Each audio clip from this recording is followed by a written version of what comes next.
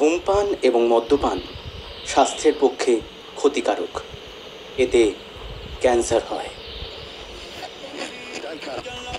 এই আগের চ্যানেলটা চালাও তো। জি কর্তা বাবু। বলছি আগের চ্যানেলটা চালাও, এটা নয়। জি আগে চালাচ্ছি বাবু। নমস্কার, লেট নাইট মিস্ট্রিতে আপনাকে স্বাগত। আজকে আবারও আপনাদের জন্য আমরা এনেছি একটি গোয়েন্দা কাহিনী। হেমেন্দ্র কুমার রায়ের লেখা জয়ন্ত মানিকের এক দুর্ধর্ষ গোয়েন্দা কাহিনী, যার নাম প্রভাত রক্তমাখা। আজকের গল্পের সূত্রধার এবং গল্প পাঠে আমি আকাশ। তাহলে চলুন শুনে নেওয়া যাক আমাদের আজকের নিবেদন, হেমেন্দ্র কুমার রায়ের লেখা গোয়েন্দা কাহিনী প্রভাত রক্তমাখা।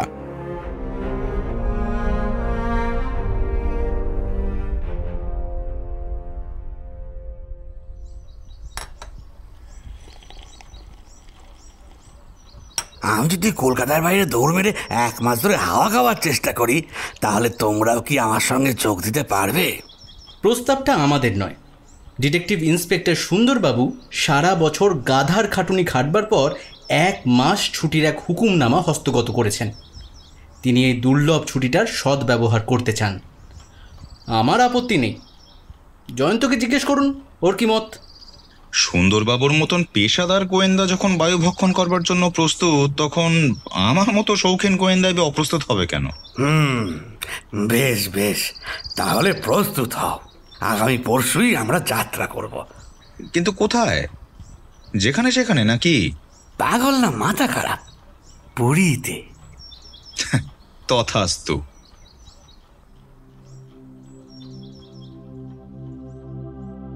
পুরীর সমুদ্রের ধারে সুন্দরবাবুর এক বন্ধুর চমৎকার একখানা বাড়ি ছিল।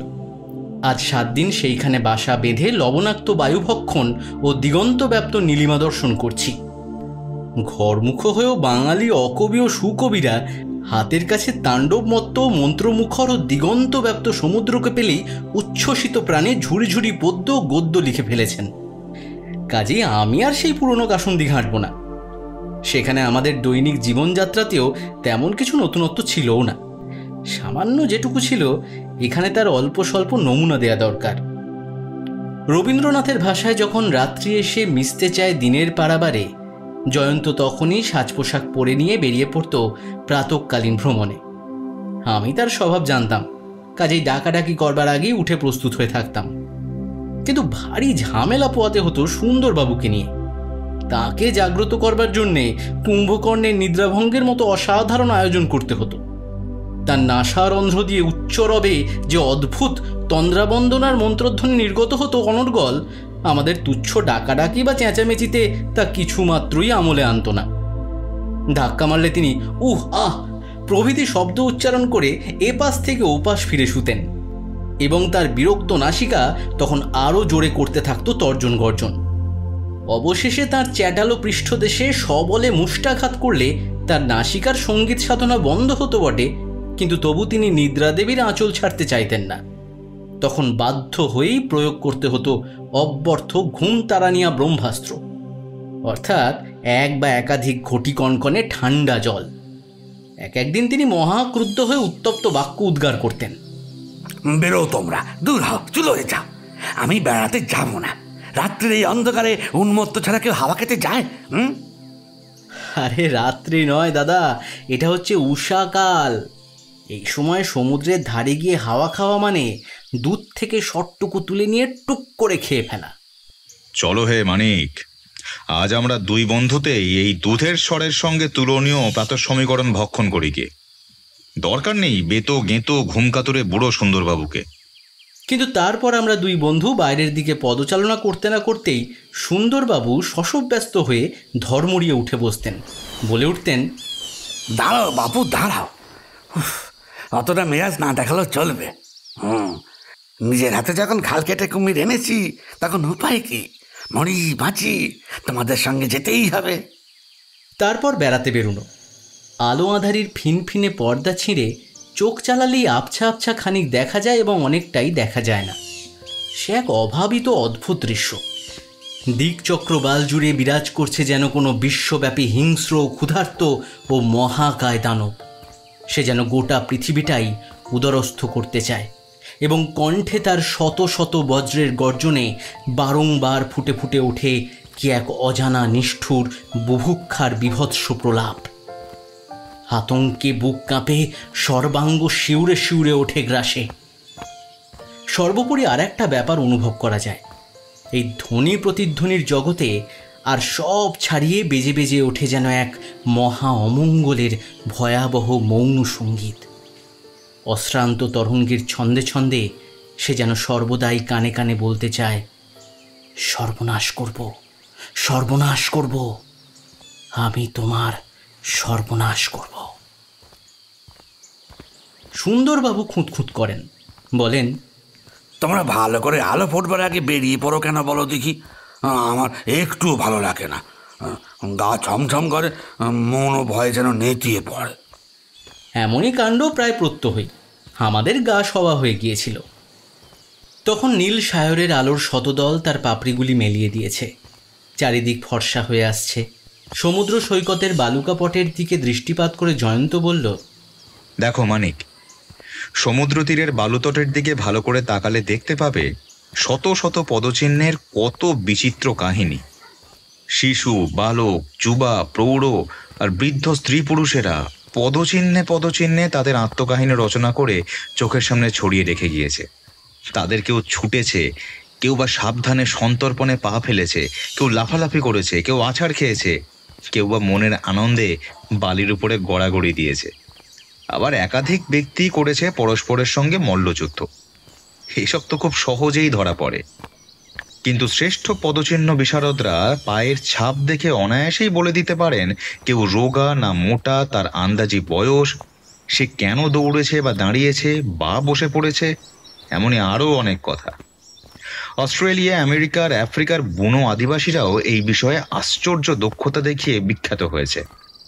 নাগরিক সভ্য এবং শিক্ষিত গোয়েন্দারা বহু চেষ্টা করেও তাদের সমকক্ষ হতে পারেনি। এখনও তো অস্ট্রেলিয়ার অরণ্য প্রদেশে তাই পলাতক অপরাধীদের সন্ধান এবং গ্রেপ্তার করবার জন্য নিয়মিত মাইনে দিয়ে সরকার থেকে সেই সমস্ত পদচিহ্ন বিশারদ আদিবাসীদের নিয়োগ করা হয়। গোয়েন্দার পেশা কিছুদিনের জন্য ভুলবো বলেই ছুটিতে পুলিশ সমুদ্র তীরে ছুটে পালিয়ে এসেছে, কিন্তু এখানে এসেও কি তোমরা গোয়েন্দার অপরাধীদের পুরনো কাসন্দি কেটে আমায় জ্বালিয়ে মারবে? এই জন্যই বলে ঢেকি স্বর্গে গিয়েও ধান ভানে। থো কর বাবা, ওসব কথা থো কর। ভয় নেই সুন্দরবাবু, ভয় নেই। বন্ধুবর জয়ন্ত আজ অন্তত পদচিহ্ন নিয়ে কোনো মৌলিক গবেষণা করতে পারবে না। কেন পারবে না? সমুদ্র তীরে কোনো পদচিহ্নই যে নেই। কাল রাত্রে অত যে ঝড় বৃষ্টি হয়েছিল সে কথা ভুলে গেলেন নাকি? রাত 3টে সাড়ে 3টের আগে ঝড় জল থামেনি। সমুদ্র তীরে সমস্ত পায়ের দাগ নিশ্চয়ই ধুয়ে মুছে গেছে। বাঁচা গেল বাবা। মোটেই বাঁচলেন না সুন্দরবাবু। বালির উপরে ওই দেখুন পদচিহ্ন। মানিক, তুমিও দেখো। তখন ভোরের কাঁচা আলো চিরমুখর সফেন তরঙ্গভঙ্গের উপরে ঝলমল করছে। জয়ন্ত বলল, দেখছি আমাদেরও আগে অন্তত ভোর 5টার সময়ও লোকে সমুদ্র তীরে বেড়াতে আসে, আর একজন নয়, আর একজনের পায়ের দাগ দেখা যাচ্ছে যে। প্রথম পদচিহ্নগুলো বালির ওপরে গভীরভাবে বসে গিয়েছে। নিশ্চয়ই কোনো হৃষ্টপুষ্ট ভারী ওজনের লোকের পায়ের ছাপ। লক্ষ্য করে দেখো মানিক, দ্বিতীয় ব্যক্তির পদচিহ্ন অপেক্ষাকৃত অগভীর। দেখলে মনে হয় সে রোগা আর মাথায় খাটো। আরও সন্দেহ হয় সে খুব আলতোভাবে পা ফেলে সন্তর্পণে প্রথম ব্যক্তির পিছনে পিছনে অগ্রসর হয়েছে। কিন্তু কেন? পদচিহ্নগুলো ধরে তাড়াতাড়ি খানিকটা এগিয়ে গিয়ে জয়ন্ত আবার বলল, প্রশ্নের উত্তর পাওয়া গিয়েছে। এই প্রথম ব্যক্তি এই পর্যন্ত এসেই আর এগোতে পারেনি। ধড়াস করে বালির উপরে আছাড় খেয়ে পড়েছে। এই দেখুন সুন্দরবাবু, বালির উপরে একটা মানুষের দেহের ছাপ। সে আর উঠে দাঁড়ায়নি, কারণ তার পদচিহ্ন আর চোখে পড়ে না। কিন্তু দ্বিতীয় ব্যক্তির পদচিহ্নগুলো বরাবর সমুদ্রের দিকে চলে গিয়েছে, আর সেই সঙ্গে বালির উপরে পড়েছে একটা ভারী মোটা দেহ টেনে নিয়ে যাওয়ার চিহ্ন। তাই তো ব্যাপারটা দেখছি ক্রমেই অধিকতর চিত্তাকর্ষক হয়ে উঠছে। এতক্ষণ জয়ন্তের চক্ষু বালির উপরেই নিবদ্ধ ছিল। এইবারে সে সোজা হয়ে সমুদ্রের দিকে ফিরে দাঁড়ালো এবং সামনের দিকে তাকিয়ে দেখেই সচমকে বলে উঠল, ওই দেখুন সুন্দরবাবু, দেখুন দেখুন, মানে দেখো, জলের কাছ বরাবর একটা মানুষের দেহ পড়ে আছে না? সুন্দরবাবু সেদিকে না তাকিয়েই নির্বিকারের মতো বললেন, ওর দেখার কি আছে, আমি জানি বোধহয় কেউ আরাম করে বালির বিছানায় শুয়ে নিদ্রাসুখ উপভোগ করছে। জয়ন্ত মাথা নেড়ে বলল, বাড়িতে নিজের বিছানাতেও এমন অস্বাভাবিকভাবে হাত পা দুদিকে ছড়িয়ে কেউ এইভাবে শুয়ে থাকে না। তারপর দেখছেন ওর মাথা দিয়ে এখনো হু হু করে রাঙা রক্তের মতো কি যেন বেরিয়ে আসছে। আমি কিছুই দেখবো না, আমি কিছুই দেখতে চাই না। এই মামলা আমার ঘাড়ে চাপবে না। এ হচ্ছে দস্তুর মতো উড়িষ্যা। সত্যি ভাই জয়ন্ত, তুমি দয়া করে ফিরে চলো।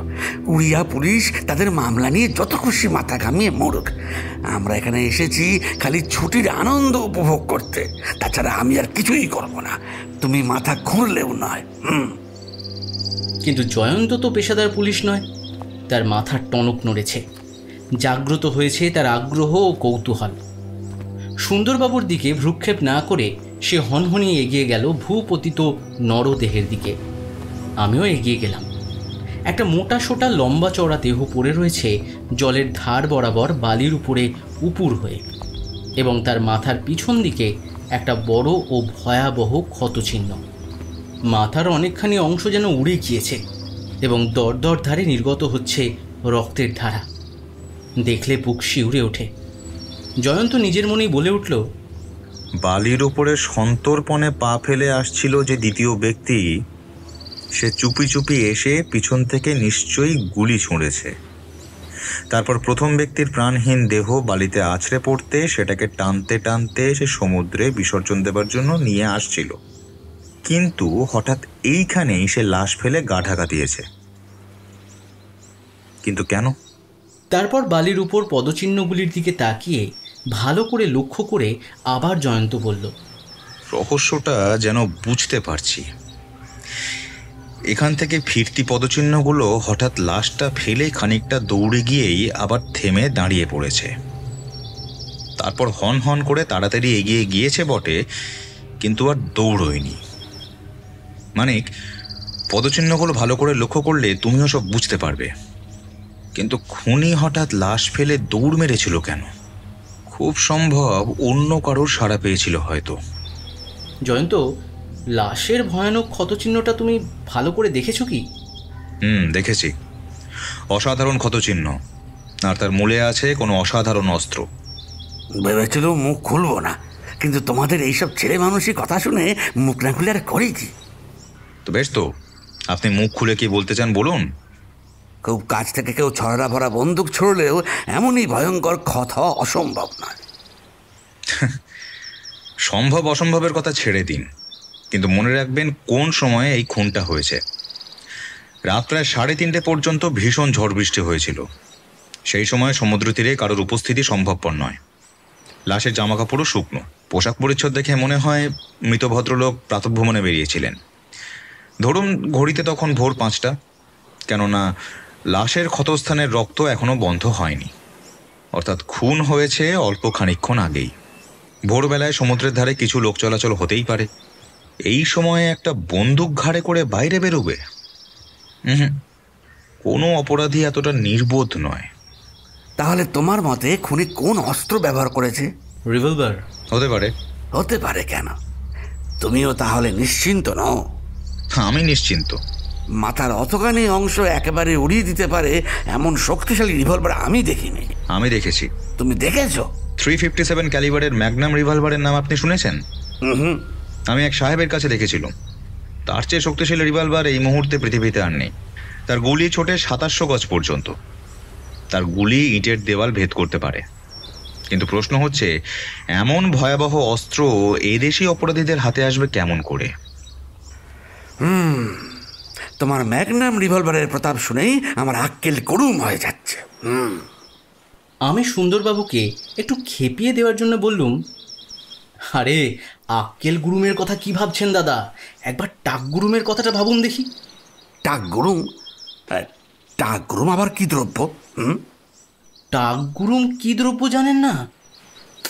মনে করুন সেই ম্যাগনাম রিভলভারের একটা গুলি মহাশয়ের মাথা জোড়া ওই টাকের উপরে যদি ছিটকে এসে পড়ে, তাহলে ওই বিরাট টাকের সামান্য একটি টুকরো কি আর পারবে কারোর দৃষ্টি আকর্ষণ করতে? বলেই আমি চট করে পাশের দিকে ঝাঁপ খেলুম, কারণ সুন্দরবাবু হঠাৎ সগর্জনে মানিক বলেই চেঁচিয়ে এবং 2 হাতে 2 ঘুষি পাকিয়ে আমাকে আক্রমণ করতে উদ্যত হয়েছিলেন। জয়ন্ত হাত তুলে বললে, আরে শান্ত হন সুন্দরবাবু, আমার অনুমান সত্য নাও হতে পারে। সুন্দরবাবু রাগে ফুলতে ফুলতে বললেন, চুল হয়ে যাক তোমার অনুমান। যখন তখন ওই হনুমান মানিকের মুখ নাড়া আমি আর সহ্য করবো না, করতে পারবো না। ওই পাজির বাজারা লক্ষ্মী ছাড়াকে আমি খুন করে ফেলবো। হা ভগবান, শেষটা কি গোয়েন্দারা সুন্দরবাবুর আসামি ধরা পেশা ছেড়ে দিয়ে নিজেই খুনি আসামি হবার চেষ্টা করবেন? চুপ করো মানিক, অসময় রসিকতা একদম ভালো লাগে না। এখানে এখনই একটা নৃশংস নরহত্যা হয়ে গেছে, চোখের সামনে দেখা যাচ্ছে আসামির টাটকা পদচিহ্ন। অবহেলা বা দেরি করলে শত শত লোকের অসংখ্য পদচিহ্নের চাপে সমস্ত প্রমাণ অদৃশ্য হয়ে যাবে। তাড়াতাড়ি দেখা যাক আসামের পদচিহ্নগুলো কোন দিকে কতদূর পর্যন্ত গিয়েছে। বিস্তৃত বালুতটের তলার দিকে নীল সমুদ্রের ফেনিল লাফালাফি এবং উপর দিকে একটি সংকীর্ণ পথের রেখা। সেই পথের দিকে অগ্রসর হয়েছে পদচিহ্নগুলো, কিন্তু তার অনুসরণ করে চোখ তুলতেই দেখা গেল পথের উপরে জড়সড় হয়ে দাঁড়িয়ে আছে 3 জন প্রায় নগ্ন জেলে, এদেশে যাদের বলে নুলিয়া। নুলিয়াদের কাছে গিয়ে জয়ন্ত বলল, তোমরা এখানে এমন ভয়ে ভয়ে দাঁড়িয়ে কেন? পুলিশের জন্য? হ্যাঁ, এখানে খুন হয়েছে। পুলিশে কোনো খবর দিয়েছো তোমরা? খবর দেওয়ার জন্যে আমাদের দুজনকে পাঠিয়ে দিয়েই তবে আমরা অপেক্ষা করছি। লাশ দেখেছো? এখান থেকেই দেখতে পাচ্ছি। ভয়ে আমরা লাশের কাছে যাইনি। কাউকে দেখেছো এখানে, মানে কোনো মানুষকে? হ্যাঁ হুজুর, একটি বাবুকে দেখেছি। মাথায় খাটো, রোগা? হ্যাঁ হ্যাঁ, ছোটখাটো রোগা চেহারা। গায়ের রং? কালো। বয়স? তা তো বলতে পারি না, তবে বাবুর মুখটা ততটা বুড়োটে নয়, তবে মাথার চুল আর গোঁফ দেখলে মনে হয় বুড়ো। গোঁফ আর মাথার চুল পাকা বুঝি? একেবারে পাকা। আচ্ছা, দাড়ি নেই? না বাবুজি। পোশাক? কালো রঙের পাঞ্জাবি আর পাজামা। আচ্ছা, এইবারে তোমরা লাশটা কিভাবে দেখলে সে কথা বলো তো। আমরা 5 জনে খুব ভোরে রোজ যেমন বেরোই, আজকেও তেমনই কাজ করতে বেরিয়েছিলাম। তখনও চারিদিক ভালো করে ফর্সা হয়নি, খানিক তফাতে নজর পড়ে না। আমরা কজন গলা ছেড়ে গান গাইতে গাইতে আসছিলুম।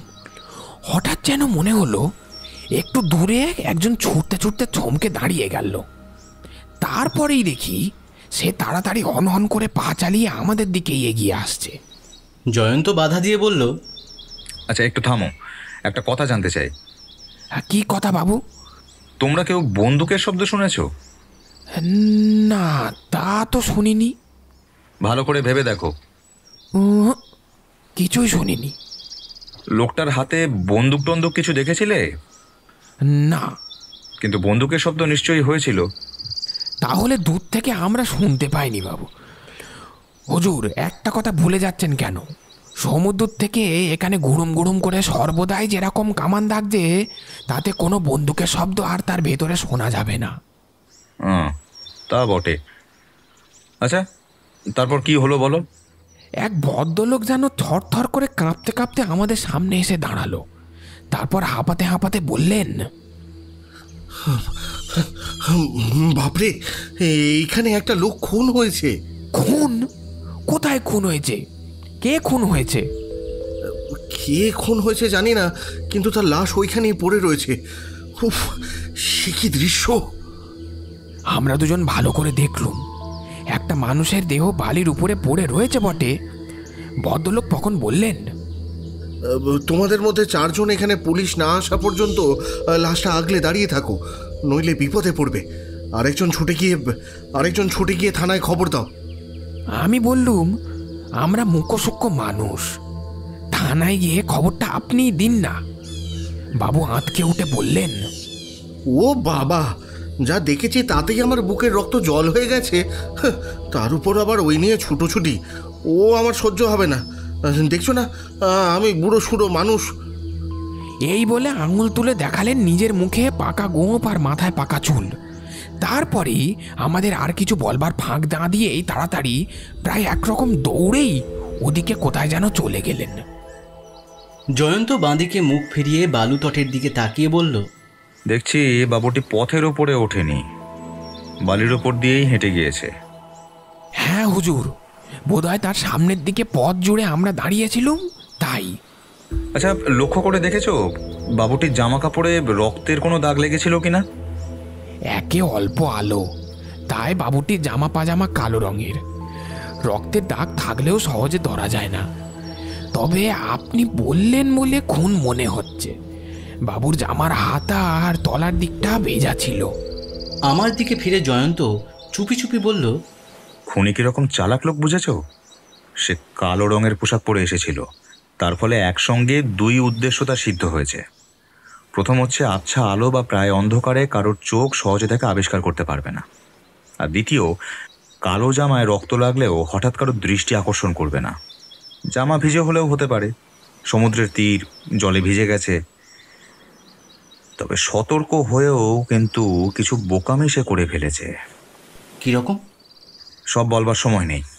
একটা বোকামি হচ্ছে এখানে এসে উপরের রাস্তায় না উঠে বালির উপরে পায়ের দাগ এঁকে সে আমাদের দেখিয়ে দিয়েছে তার গন্তব্যস্থল কোন দিকে।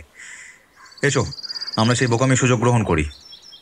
আনন্দে আচম্বিতে সুন্দরবাবু উচ্ছ্বসিত কণ্ঠে বলে উঠলেন, যাক বাবা, বাঁচা গেল। তার মানে আর আমাদের পরের চরকায় তেল দিতে হবে না। পায়ের দাগ থেকে চোখ তুলে এবার জয়ন্ত ওষুধ হলো। আপনার এতটা বিকট আনন্দের কারণ কি সুন্দরবাবু? তারা এসে পড়েছে। কারা তারা? উড়িয়া পুলিশ বাহিনী। হ্যাঁ, তাতে হয়েছে কি? আমরা তো তাদের কাজে কোনো বাধা দিচ্ছি না।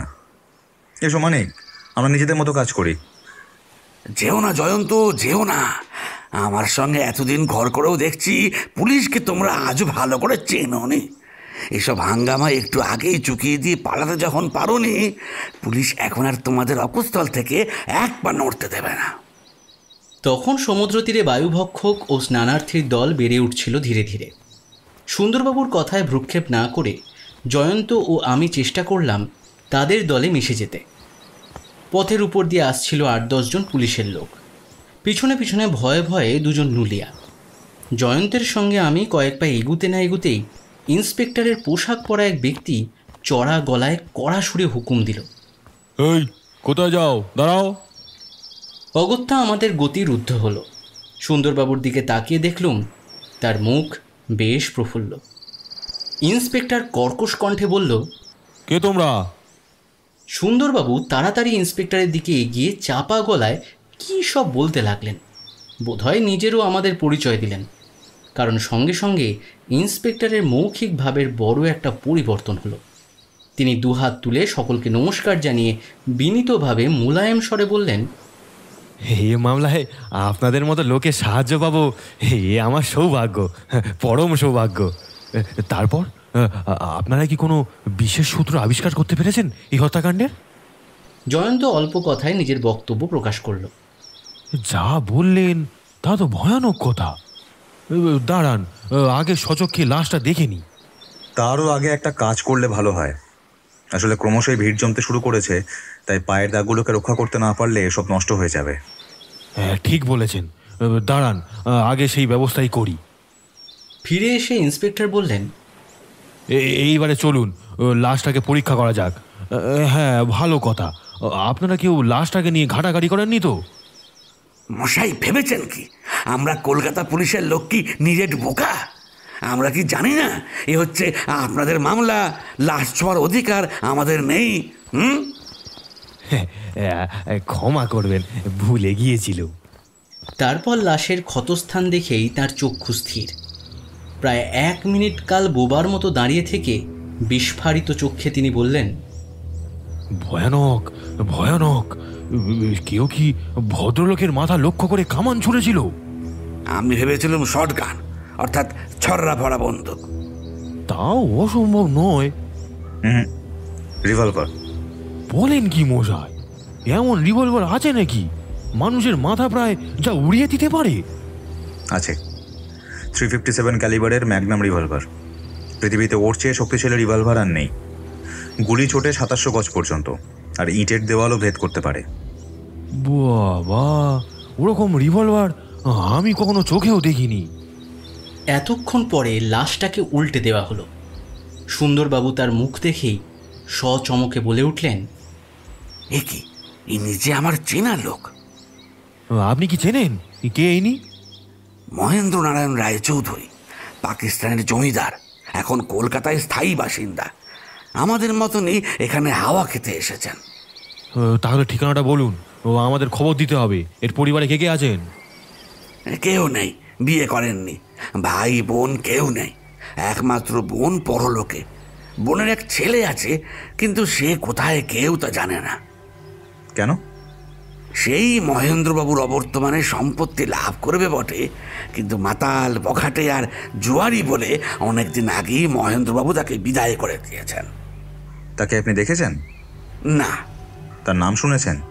হ্যাঁ, মোহিতলাল। তার বয়স কত হবে বলতে পারেন? শুনেছি 30-35। তাহলে প্রায় যুবক। তাছাড়া আর কি। বুঝেছি ভাইয়া, তুমি তার বয়স জানতে চাইছো কেন। বুড়ো হলে তুমি তার উপরে সন্দেহ করতে পারতে, কিন্তু সে বুড়ো নয়। তাকে সন্দেহ করবার কোনো উপায়ই নেই তোমার। তাই নাকি?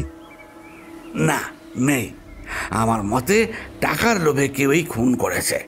মহেন্দ্রবাবুর হাতের আঙুলে 2টো আংটি ছিল, একটা হীরার আর একটা পান্নার। ওর হাতে ছিল সোনার দামি কবজি ঘড়ি, পাঞ্জাবির বুকে ছিল মুক্তা বসানো সোনার বোতাম। সে সমস্তই লোপাট হয়েছে দেখছি। মানি ব্যাগটা বালির উপরে পড়ে আছে বটে, কিন্তু ভিতরে একটা আতলাও নেই। এসব গিয়ে ঢুকেছে হত্যাকারীর পকেটে। হ্যাঁ মশাই, স্পষ্টই বোঝা যাচ্ছে যে টাকার লোভে কেউ এই দুষ্কর্মটি করে এখান থেকে চটপট পিঠ টান দিয়েছে। সকলের মতেই আমার মত, এই খুনের কারণ অর্থলোভ। যাকে এখন কি করা উচিত? এখন খুনিকে খুঁজতে হবে, ও আর কি। তাহলে তো সেই মহৎ উদ্দেশ্য নিয়ে কোন দিকে যাত্রা করবেন? আপাতত ওই মহেন্দ্রবাবুর বাসার দিকে। আমার মতে সর্বপ্রথমেই অপরাধীর পায়ের ছাঁচটাকে তুলে রাখা উচিত। হ্যাঁ, সে তো রাখবই, আপনি না বললেও রাখবো। ও তো রুটিন বাঁধা কাজ। দেখুন, সমুদ্রের বালির উপরে যারা খুন বা রাহাজানি করে তারা হচ্ছে একান্ত নির্বোধ। বালির পর তাদের সমস্ত গতিবিধির নিখুঁত নকশা তুলে রেখে দেয়। হয়তো অপরাধী এই বোকামিটা করতো না, সময় থাকলে সমস্ত পদচিহ্ন বিলুপ্ত করে দিত। তবে হঠাৎ ঘটনাস্থলে নুলিয়াদের আবির্ভাবে এসে চটপট চম্পট দিতে বাধ্য হয়েছে। তার পদচিহ্ন এখান থেকে বাঁ দিকে গিয়েছে। আসুন আমরা আগে সেই চিহ্ন অনুসরণ করে যতটা সম্ভব এগিয়ে যাই, কারণ পরে হয়তো এই সুযোগ আর আসবে না। হ্যাঁ, ঠিক কথা। এই জায়গা হচ্ছে ওই ওই শাস্ত্রার্থী আর ওই কি স্থানার্থী, হ্যাঁ স্থানার্থীদের তীর্থক্ষেত্র। হাজারো হাজারো লোক এসে এখানে আনাগোনা করে। আধ ঘন্টার মধ্যে সমস্ত সমুদ্র তীরে জনাকীর্ণ হয়ে যাবে। তখন তাদের আবার ঠেকিয়ে রাখা অসম্ভব। তখনও প্রথম উষার ঘোর ঘোর ভাবটা চারিদিকে ছড়িয়ে আছে ফিনফিনে চাদরের মতো। দূরের দিকে তাকাতে গেলেই দৃষ্টি যেন হোঁচট খেতে চায়। অনতি দূরেও ভালো করে নজর চলে না। বালুকা তটের উপরেই আমাদের চেয়ে খানিক তফাতে একটা লোক পাথরের মূর্তির মতো স্থির হয়ে দাঁড়িয়েছিল। সে যে দাঁড়িয়ে দাঁড়িয়ে পুলিশের গতিবিধি লক্ষ্য করছিল এটা বুঝতে কষ্ট হয় না। একটা নুলিয়া হঠাৎ বলে উঠল, হুজুর দেখুন। কি দেখবো? ওই ভদ্রলোককে। ও হ্যাঁ, দেখছি। কে ও? যে ভদ্রলোক আমাদের থানায় খবর দিতে বলে গেলেন, তার পরনে ওই রকম জামা আর পাজামা ছিল। ইন্সপেক্টর আচম্বিতে জাগ্রত হয়ে সঙ্গে সঙ্গে তীব্র দৃষ্টিচালনা করলেন। তারপর দেখতে দেখতেই বললেন, ওর জামা আর পাজামা রঙিন বটে, কিন্তু কালো কি অন্য কোনো গাঢ় রং এখান থেকে স্পষ্ট তো বোঝা যাচ্ছে না। লোকটা মাথায় গান্ধী টুপির মতন একটা সাদা টুপি পরে আছে, কিন্তু টুপির তলায় আছে পাকা কি কাঁচা চুল তাও আন্দাজ করবার জো নেই। গোপ তো এত দূর থেকে দেখবার উপায়ই নেই, কিন্তু হাবভাব দেখে লোকটাকে সন্দেহজনক বলেই বোধ হচ্ছে। কোনো মামলা শেষ না হওয়া পর্যন্ত পুলিশের চোখে সকলেই কিন্তু সন্দেহজনক। ঠিক কথা, ডাক দিন তবে লোকটাকে, আসতে বলুন এগিয়ে। ইন্সপেক্টর কণ্ঠস্বর যথাসম্ভব ভারিক্কি করে তুলে হাঁক দিলেন, এই এই এই কে তুমি? কি দেখছো, এদিকে এসো। লোকটা তটস্থ হয়ে উঠল সেই ডাকে। তারপর শুনতে পায়নি এইরকম অন্যমনস্ক ভাব দেখিয়ে সুরসুর করে অন্যদিকে চলে যেতে লাগলো। ইন্সপেক্টর ব্যস্তভাবে বললেন, আরে আরে, আবার সরে পড়তে চাইছে। এসে ভাই, এসে ভাই, এসে ভাই, জলদি জলদি, আসামি ভাগতে হয়, ভাগতে, পাকড়ো পাকড়ো। দুজন পাহারাওয়ালা তৎক্ষণাৎ দৌড় মেরে লোকটাকে ধরতে গেল, কিন্তু সে মোটেই ধরা দিতে রাজি নয়। সেও দৌড় মারলে তৎক্ষণাৎ। পাহারাওয়ালাদের গতি দ্রুত হয়ে উঠল অধিকতর। পলাতকও পদচালনা করলেন প্রাণপণে। তারপর ধাবমান লোকগুলো ক্রমেই অস্পষ্ট হয়ে সূর্যকরহীন উষাকালের ক্ষীণ আলোর আমেজখানা ছায়ালোকের মধ্যে হারিয়ে গেল। সুন্দরবাবু উত্তেজিতভাবে ইন্সপেক্টরকে বারবার বলতে লাগলেন, সন্দেহজনক, খুবই সন্দেহজনক। ও বেটা খুনে না হয়ে যায় না। সন্দেহজনক তো বটই, নইলে ওভাবে পালাবে কেন? জয়ন্ত নির্লিপ্তের মতো শীষ দিয়ে ধরল ভৈরবী রাগিনী, এবং আমি দিতে লাগলুম তার তালে তালে তুরি। সুন্দরবাবুর বিশ্বাস হলো জয়ন্ত আমি তাকে ব্যঙ্গ করছি। অভিমানে ফুলতে ফুলতে তিনি বললেন, এই ডামাডোল চলছে, এখন কি শীষ আর তুড়ি দেবার সময়? কিন্তু সুন্দরবাবুর এই গুরুতর অভিযোগ জয়ন্ত ও আমার কর্ণবিবরে প্রবেশ করবার পথ পেল না। সুর সাধনায় আমরা তখন মেতে উঠেছি। ইন্সপেক্টর হঠাৎ আহ্লাদে উচ্ছ্বসিত হয়ে বলে উঠলেন, হ্যাঁ, ধরা পড়েছে, ধরা পড়েছে, আসামিকে নিয়ে ওরা ফিরে আসছে। দেখা গেল দুই পাহারাওয়ালা টেনে হিঁচড়ে নিয়ে আসছে জনৈক আসতে অনিচ্ছুক ব্যক্তিকে। দেখতে দেখতে তারা কাছে এসে পড়ল। সুন্দরবাবু আমতা আমতা করে বললেন, কিন্তু আসামির গান্ধী টুপির তলায় দেখা যাচ্ছে কুচকুচে কালো চুল, আর একটা ঠোঁটের উপরে গোপের নাম মাত্র চিহ্ন নেই। আর এর জামা বা পাজামার রঙও কালো নয়, সবুজ। দেখ, ও কিচ্ছু মিলছে না।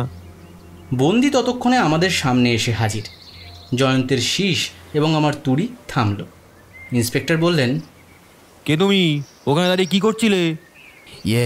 আগে সমুদ্রের ধারে বেড়াতে এসে পুলিশ দেখে থমকে দাঁড়িয়ে পড়েছিলাম। পালাচ্ছিলে কেন? কামোকা পুলিশ ধরতে এলে ভয় কে না পালায়। নুলিয়ারা এসে একসঙ্গে মত প্রকাশ করলে বন্দিকে এর আগে তারা চোখেও দেখেনি।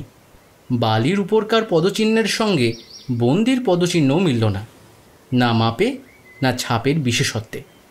সুন্দরবাবু বললেন, ইন্সপেক্টর মাথা চুলকোতে লাগলেন। তাসের প্রাসাদ ভেঙে পড়ল, এইবারে আসুন পদচিহ্নের অনুসরণ করা যাক। সুন্দরবাবুর হয়েই আমি বলছি জয়ন্ত, তথাস্তু। পদচিহ্নের সারি ধরে সকলে অগ্রসর হলাম। এখানে একটা নরহত্যা হয়েছে, এর মধ্যেই সে কথা কেমন করে দিকে দিকে রাষ্ট্র হয়ে গিয়েছিল।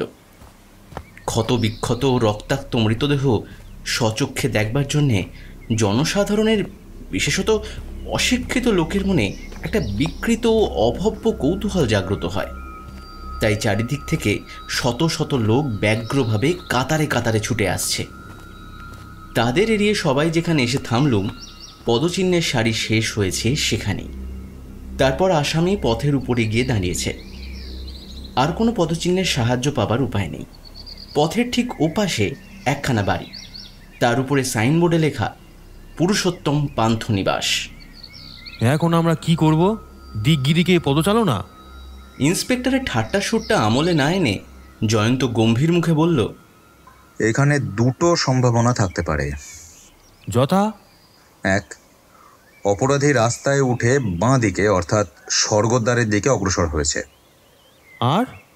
আর একটা সম্ভাবনা আছে, এতখানি পথ বালির উপর দিয়ে হেঁটে পার হয়ে সে হঠাৎ এইখানেই রাস্তায় উঠল কেন? এর উত্তর দিতে পারে অপরাধী, কিন্তু কিছুটা আমরাও অন্তত অনুমান করতে পারি। হয়তো সে সামনের ওই পুরুষোত্তম পান্থনিবাসে এসে উঠেছে, হয়তো তার বাসা ওইখানেই। খুব সহজেই এ সমস্যার সমাধান হতে পারে। খুব সহজেই। আসুন আমরা পান্থনিবাসে প্রবেশ করি। পাছে পুলিশ দেখে পান্থনিবাসের লোকেরা প্রথমেই ভরকে যায়, সেই জন্যে সর্বাগ্রে সেখানে গিয়ে দাঁড়ালুম জয়ন্ত আর আমি। তারপর জয়ন্ত এগিয়ে গিয়ে ডাক দিল, পান্থনিবাসের মালিক কোথায়? একজন ভুঁড়িওয়ালা আধা বয়সী লোক উঠানের প্রান্তে উবু হয়ে বসে দাঁতের উপরে দাঁতন কাঠি ঘষছিল। থুতু ফেলে মুখ তুলে সে শুধল। মালিক হচ্ছি আমি, মশাইদের কি দরকার? বাইরে আসুন বলছি। হোটেলের নতুন অতিথি ভেবে সে হাসতে হাসতে বাইরে এসে দাঁড়ালো এবং পর মুহূর্তে দলবদ্ধ পুলিশ দেখে তার মুখের হাসি মুখেই শুকিয়ে গেল। সচমকে বলল, ব্যাপার কি? পুলিশ কেন? আপনার কোনো ভয় নেই, যা জিজ্ঞাসা করি সঠিক জবাব দিন। কি জানতে চান বলুন। সকালে আপনার ঘুম কখন ভেঙেছে? ভোর 5টার অনেক আগেই আমি বিছানা ছেড়ে উঠে পড়ি। আমি হোটেলের মালিক, আমার অনেক কাজ। বেশ, 5টার আগেই যদি কেউ আপনার এই পান্থনিবাস থেকে আজ বাইরে বেড়াতে গিয়ে থাকে, তাহলে তাকে আপনি নিশ্চয়ই দেখেছেন।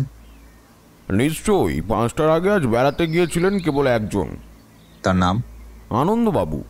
তিনি কি এখানকার স্থায়ী বাসিন্দা? না মশাই, স্থায়ী বাসিন্দা এখানে কেউ নেই। আনন্দবাবু 3 দিন আগে এসেছেন, ঘর ভাড়া নিয়েছেন মাত্র 1 সপ্তাহের জন্য। তিনি কি বুড়ো মানুষ? তার মুখ তেমন বুড়িয়ে না গেলেও মাথার চুল আর গোঁফ বেশ পাকা। যখন তখন গোঁফ আর মাথার চুল দেখিয়ে তিনি নিজেই যখন নিজেকে বুড়ো হাবড়া বললেন, তখন আমরাও তাকে বুড়ো বলতে পারি নিশ্চয়ই। তাই নাকি? তা মালিক মশাই, এই আনন্দবাবু লোকটি কি রোগা সোগা আর মাথায় ছোটখাটো? আগে হ্যাঁ। গায়ের রং কালো? আগে হ্যাঁ, ঠিক মিলে যাচ্ছে। আজ তিনি কালো পাঞ্জাবি আর পাজামা পরেছিলেন। এই কি আশ্চর্য! সবই যদি জানেন তো আমাকে আর জিজ্ঞাসা করছেন কেন? তিনি কি বেরিয়ে ফিরে এসেছেন? এই একটু আগে এসেই নিজের ঘরে ঢুকে দরজা বন্ধ করলেন। তার ঘর কোন দিকে? এই যে বাইরে থেকেই দেখা যায়, দোতলার ওই ওই ওই ওই কোণের ঘরখানা। চুপি চুপি আমাদেরকে উপরে নিয়ে চলুন। আমরা তাকে ডাকবো না, আপনি ডাকবেন। জয়ন্ত উৎকল পুলিশের লোকজনদের সঙ্গে আমিও যতটা সম্ভব নিঃশব্দে পান্থনিবাসের মধ্যে প্রবেশ করলুম। কিন্তু সুন্দরবাবু সেখানেই গ্যাঁট হয়ে দাঁড়িয়ে রইলেন। আমি জানতুম তিনি আসবেন না, তবু মুখ টিপে হেসে বললুম, আরে আপনি হচ্ছেন নৈবেদ্যের উপর চূড়ো সন্দেশের মতো, আর আপনি আসবেন না দাদা? মানিক, তোমার পোড়ার মুখে হাসি দেখলে আমার গা জ্বলে যায়। পরের ধান্দা নিয়ে কে মাথা কামায় শুনি? যাব না, আমি যাব না। আমি আর কিছু বললুম না, তবে এটুকু বুঝে নিলুম সুন্দরবাবুর মগজে তখন গজগজ করছে ম্যাগনাম রিভলভারের দেওয়ালভেদী প্রচণ্ড গুলি। সবাই একসঙ্গে টিপে টিপে পা ফেলে দোতলার বারান্দায় গিয়ে উঠলুম।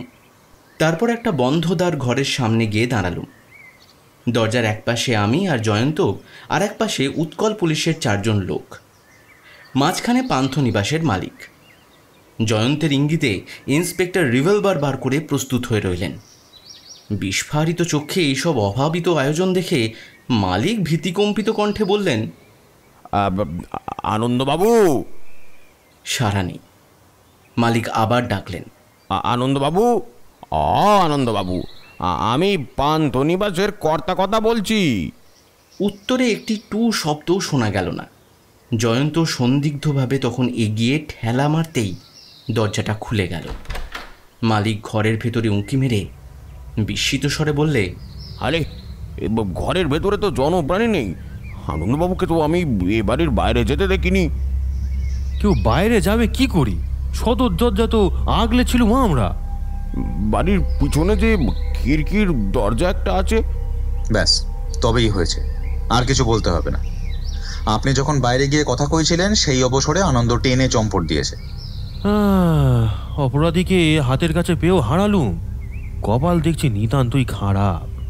যাকে আর কি করা যাবে, তবে একবার ঘরের ভিতরে ঢুকে খানা তল্লাশ করা দরকার। কি খানা তল্লাশ করবেন? আনন্দবাবুর সঙ্গে এনেছিলেন তো একটা ছোট্ট সুটকেস, তার জন্য মুটেরও দরকার হয় না। আনন্দবাবু যখন নেই, সুটকেসটা কি আর আছে? মালিক ভুল বলেনি, ঘরের ভেতরে কিছুই পাওয়া গেল না। ভয় নেই ইন্সপেক্টর মশাই, হাল ছাড়বেন না। খুব অল্প সময়ের মধ্যেই আমরা খুব বেশি দূর অগ্রসর হয়েছি। অপরাধের প্রায় সঙ্গে সঙ্গেই আমরা তদন্ত শুরু করেছি বলে এই হোটেল পর্যন্ত আসা সম্ভবপর হয়েছে।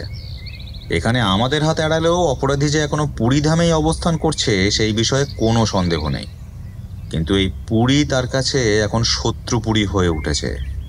প্রথম সুযোগেই যে সে শ্রী শ্রী জগন্নাথ দেবের আশ্রয় ত্যাগ করবে সেটাও নিশ্চিত করে ধরে নিতে পারেন। কিন্তু কোথায় সে পালাবে? কোথা দিয়েই বা পালাবে? পুরী হচ্ছে রেলপথে শেষ স্টেশন। আমার লোকজনরা ওখানেই স্টেশনে গিয়ে ঘাঁটি আগলে শিকারি বাঘের মতো ওত পেতে বসে থাকবে। সকলে তার চেহারার বর্ণনা জানে তো? আমি বলে দেবো, মাথাটা খাটো, রোগা, রং কালো, গোপ আর মাথার চুল পাকা। জয়ন্ত বাধা দিয়ে বলল, গোঁফ আর মাথার চুলটা কিন্তু পাকা না হতেও পারে। না মশাই, পাকাই বটে। পাকা হতেও পারে, আবার না হতেও পারে। আপনি যদি বলেন আনন্দবাবু পাকা পরচুল ধারণ করেছিলেন তাহলে আমি আপত্তি করব।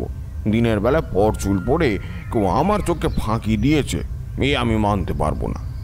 না, অপরাধী কোনো পরচুল ধারণ করেনি। আমি বিস্মিত স্বরে জিজ্ঞেস করলুম, জয়ন্ত, তোমার কথার অর্থ কি? যথা সময়ে শুনতে পাবে। এখন নিচের দিকে চলো। আগে সুন্দরবাবুকে জানিয়ে দেওয়া দরকার যে আজকে আর ম্যাগনাম রিভলভার গর্জন করবে না। তারপর একবার বাড়ির খিড়কির দিকেও চোখ বুলিয়ে নেওয়া দরকার।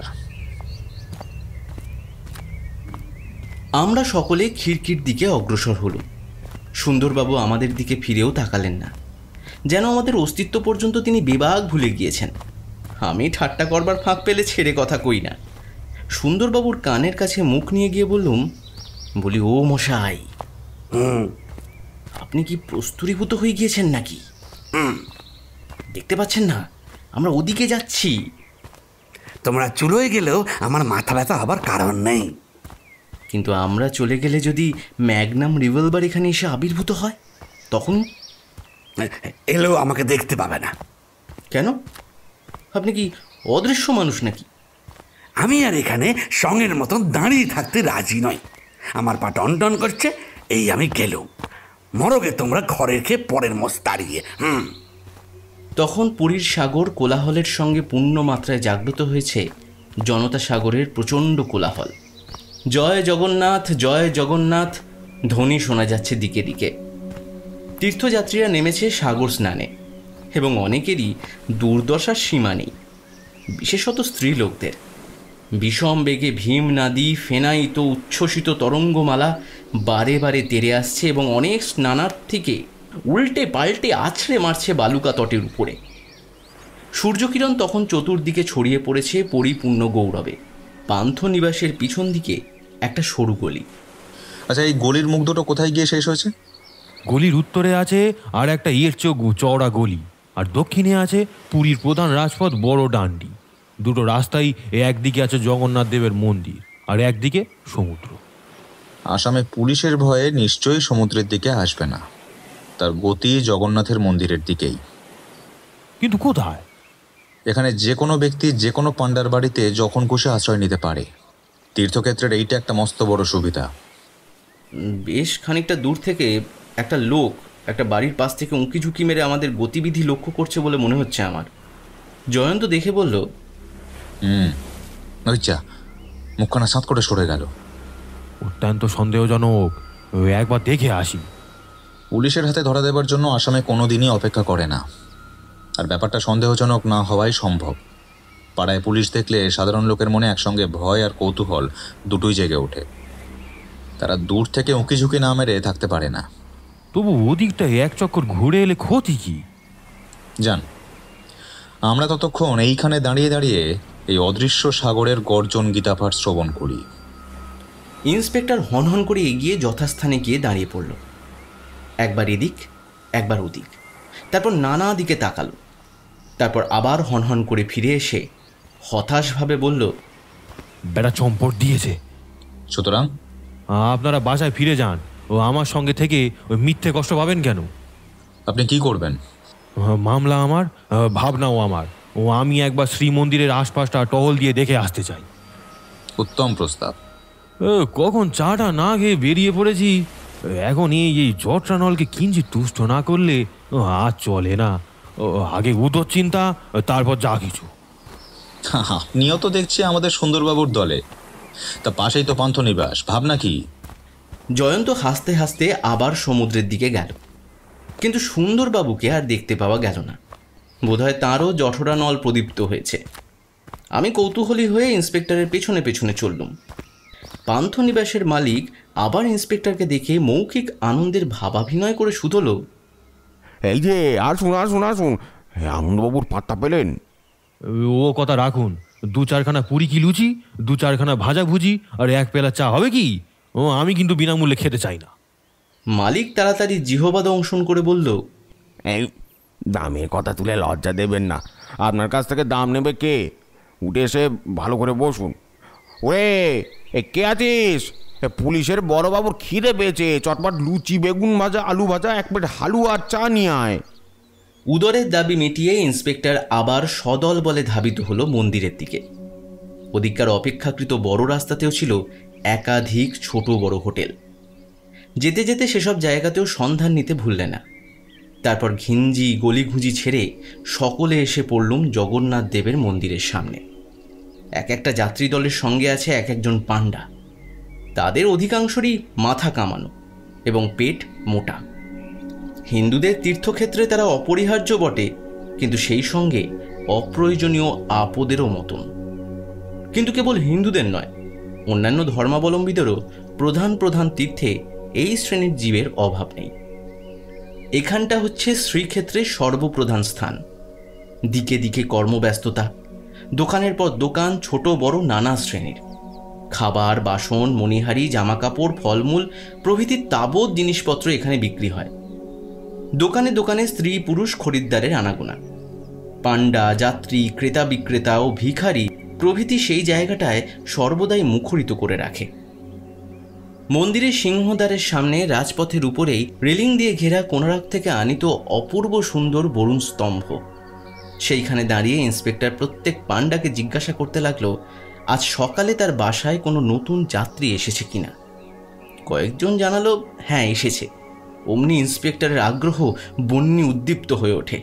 সাগ্রহে প্রশ্নের পর প্রশ্ন হয়, কিন্তু উত্তর মোটেই সন্তোষজনক হয় না। অবস্থা যখন হাল ছাড়ি ছাড়ি, তখন একজন পাণ্ডা বলল, আগে ঘন্টা দেড়েক আগে আমার বাসায় একজন নতুন যাত্রী এসেছে। কে বলে একজন? হ্যাঁ। বয়স কত? তা বলা শক্ত। কেন?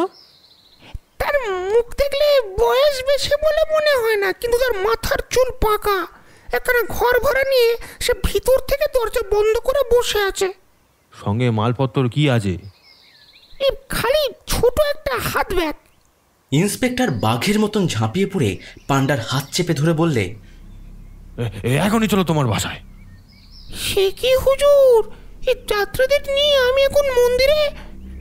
বাধা দিয়ে ইন্সপেক্টর মুখ খিঁচিয়ে বললে, রাখো তোমার যাত্রী। খুনিকে বাসায় আশ্রয় দিয়েছ, তোমারও শাস্তি হতে পারে, তা জানো? পাণ্ডা ভয়ে ভয়ে জড়সড় হয়ে কাঁচুমাচু মুখে বলল, খুনি? হ্যাঁ হ্যাঁ খুনি। আর সেই হাত ব্যাগে আছে গুলি ভরা রিভলভার আর রক্তমাখা জামা কাপড়। ওরে বাবা! শিগগির চলো। কোথায় তোমার বাসা? মন্দিরের পাশে। উত্তম, চলো চলো চলো। মন্দিরের চারিদিকেই পথ। পাণ্ডা তাড়াতাড়ি এগিয়ে গেল দক্ষিণ দিকের পথে। অল্প এগিয়েই আরও ডাইনে ছোট্ট একটা গলি। বাইরের জনতা ও গোলমালের সঙ্গে গলির নির্জনতা ও নীরবতা যেন খাপ খাচ্ছিল না। পুলিশ দলের জুতোগুলোর দুপদাপ শব্দে সে স্তব্ধতা ভেঙে গেল। বাঁদিকের একখানা বাড়ির সামনে গিয়ে দাঁড়িয়ে পাণ্ডা বলল, এই আমার বাড়ি।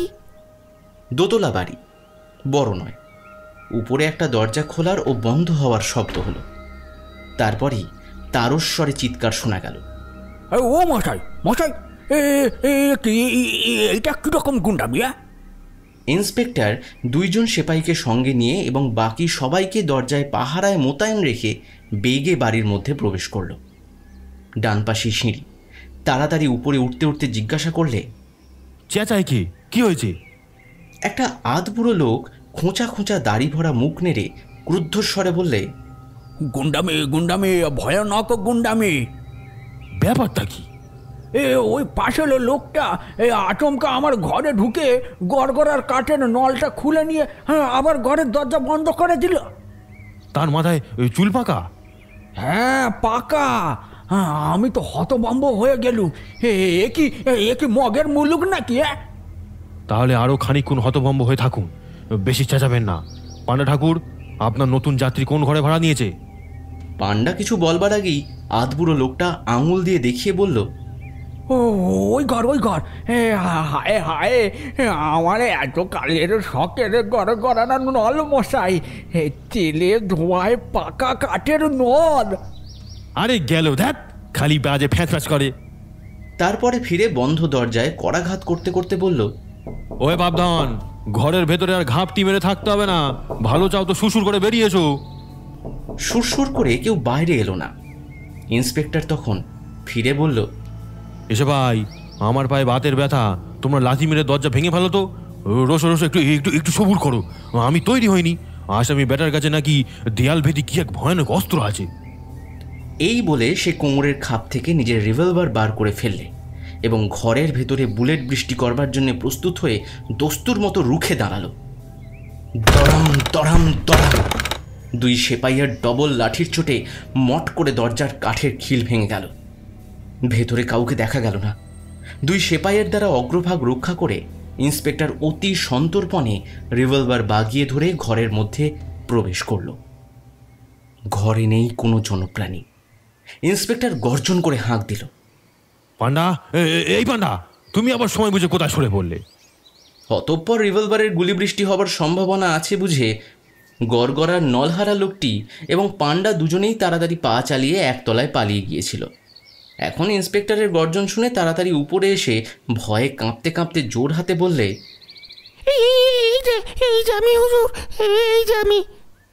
এ কি রকম ঘর তোমার? ঘরে মানুষ ঢোকে অথচ তাকে চোখে দেখা যায় না। পান্ডা অত্যন্ত আশ্বস্ত হয়ে ফিক করে হেসে বলল, সে নেই, ও বুঝেছি। ইন্সপেক্টর আরো খাপ্পা হয়ে বললে, হাসছো যে বড়? আগে ব্যাপারটা বোঝা গেছে। বোঝা গেছে? কিচ্ছু বোঝা যায়নি। আসামি কোথায় গেল? লম্বা দিয়েছে হুজুর, লম্বা দিয়েছে। লম্বা দিলেই হলো? দরজা বন্ধ, তবু লম্বা দিলে কেমন করে? আগে ওইদিকে জানলার একটা গরাদ যে ভাঙা। গরাদ ভাঙা? আগে এতক্ষণ বলনি কেন? হুজুর, দোতলার উপর থেকে যে কেউ লাভ মেরে পালাতে পারে, এটা কেমন করে বুঝবো? চুপ রাও। কেন বুঝবে না? এ কি যে সে আসামি নাকি? খুনি আসামি, মরিয়া আসামি। এমন সর্বনেশে আসামি ভালোই ভালোই বিদে হয়েছে বলে আমি কিন্তু হাঁপ ছেড়ে বেঁচেছি হুজুর। ইডিয়েট, আজ আমি তোমাকেই গ্রেফতার করব। কেন হুজুর? আমি তো খুন করিনি। কিন্তু তুমি সে খুনি আসামিকে পালাবে বলে পথ খোলা রেখেছিলে। সেই আধবুড়ো লোকটা এগিয়ে এসে বলল, আসামি তো লম্বা দিয়েছে, তবে তবে আমার গড়গড়ানো নলের কি হবে হুজুর? প্রচণ্ড ক্রোধে ইন্সপেক্টরের মুখ রক্তবর্ণ হয়ে উঠল।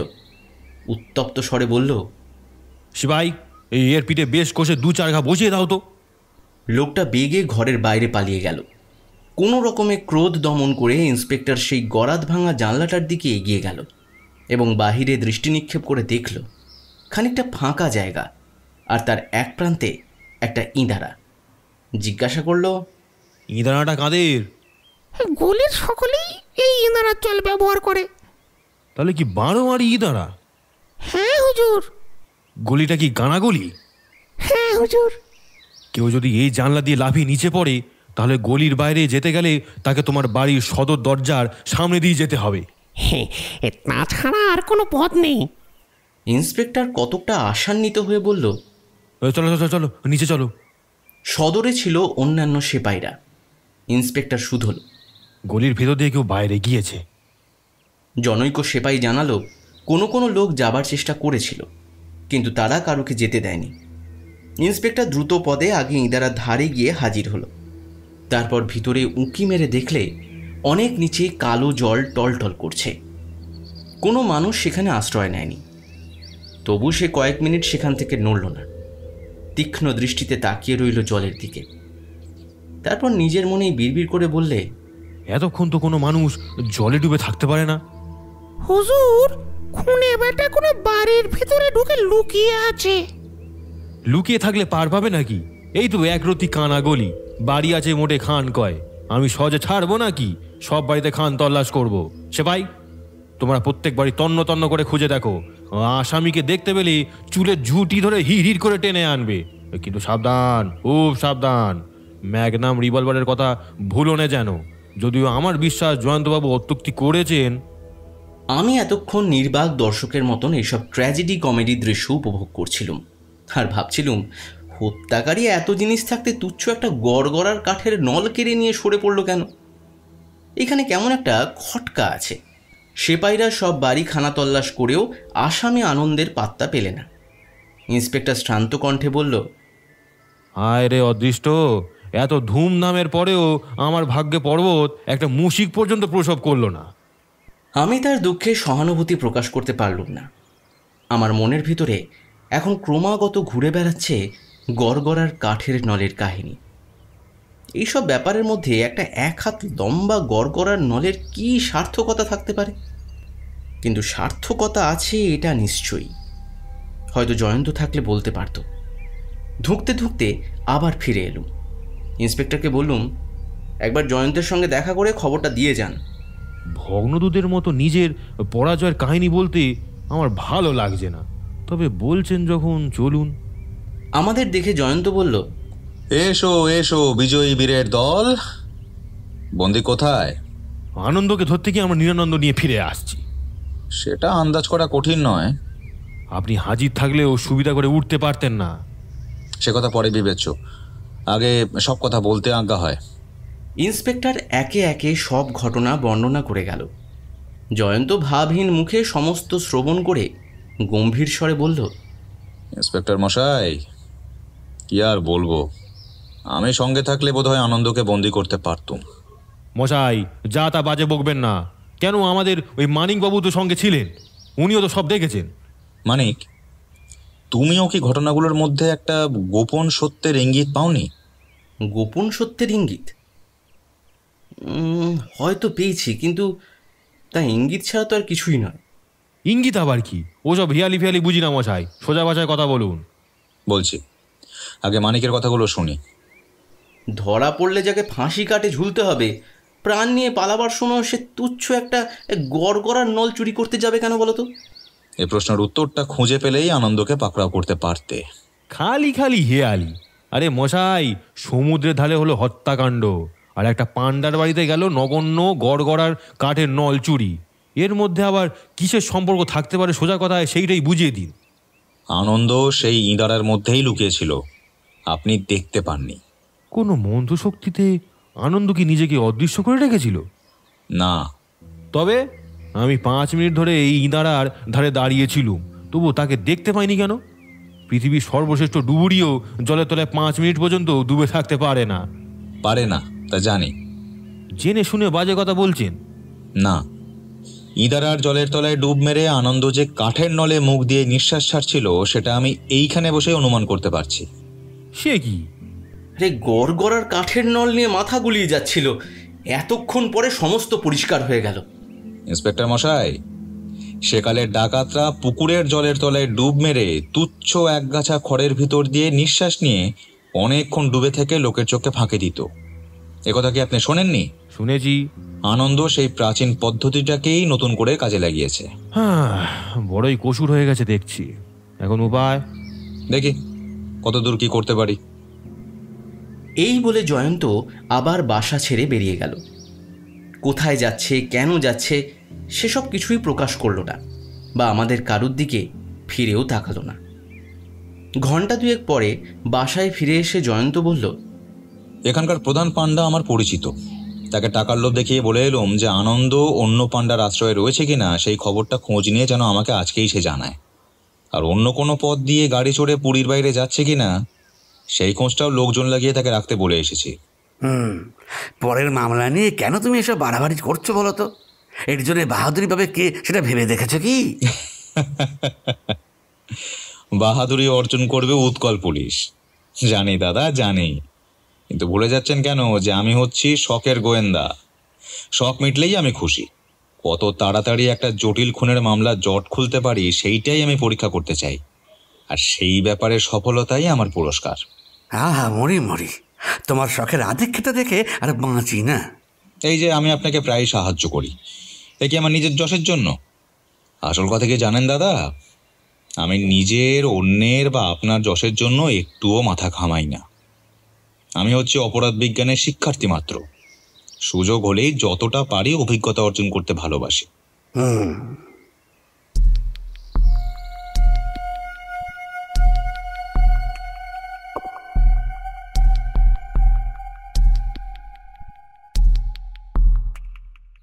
সন্ধ্যা উতরে যাবার পরেই শুকনো মুখে ইন্সপেক্টর এসে হাজির।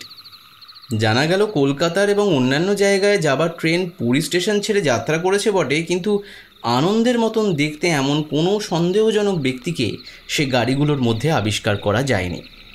মুষড়ে পড়বেন না মশাই, এখনই পুরোপুরি হতাশ হবার মতন অবস্থা হয়নি। দেখছি এখানে ওখানে ঘুরে ঘুরে পান্ডাদের বাসায় এখন গিয়ে খবর নিতে হবে। সে খবর সন্ধ্যের আগেই পেয়েছি। পেয়েছেন? কি খবর? আনন্দ কোনো পান্ডার বাসায় গিয়ে আশ্রয় নেয়নি। ইন্সপেক্টর এতক্ষণ দাঁড়িয়েছিলেন, এবার ধূপ করে একখানা চেয়ারের উপর বসে পড়লেন। তারপর বললেন, তাহলে আর কোন আশায় বুক ভাতি বলুন? আমি আরও খবরের প্রত্যাশায় আছি। সিঁড়ির উপরে ভারী পায়ের শব্দ শুনছি না? হ্যাঁ তাই তো, ওই যে বড় পান্ডা ঠাকুর আসছেন, মুখ ওর হাসি হাসি, নিশ্চয়ই উল্লেখযোগ্য নতুন কোনো খবর এনেছেন। জয়ন্ত উঠে তাড়াতাড়ি পান্ডার দিকে এগিয়ে গেল। তারপর বারান্দায় বেরিয়ে দুজনে চুপি চুপি কথা কইতে লাগলো। ঘরের ভেতরে একলা ফিরে এসে জয়ন্ত বলল, ইন্সপেক্টর মশাই, একখানা মোটরে 4 জন বন্দুকধারী সেপাই নিয়ে আপনি ঠিক কতক্ষণের মধ্যে যাত্রা করবার জন্য প্রস্তুত হতে পারবেন? কেন বলুন দেখি? এইমাত্র খবর পাওয়া গেছে যে আনন্দের মতোই দেখতে একটা লোক একটা গরুর গাড়িতে চেপে সন্ধ্যের সঙ্গে সঙ্গেই কোনারকের দিকে যাত্রা করেছে। সে খবর আমরা জানি, 2.5 ঘন্টা আগে পেয়েছি। সে কি ইন্সপেক্টর মশাই, খবরটা এতক্ষণ আমাদের বলেননি কেন? আমাদের তদন্তের সঙ্গে খবরটার আর কোনো সম্পর্ক নেই বলে এ জায়গায় ছেড়ে যে লোক তাড়াতাড়ি পালাতে চায়, তার পক্ষে এত ট্যাক্সি থাকতে গরুর গাড়ি ভাড়া করে টিমে তালে রওনা হওয়া কিছুমাত্র স্বাভাবিক নয় বলে।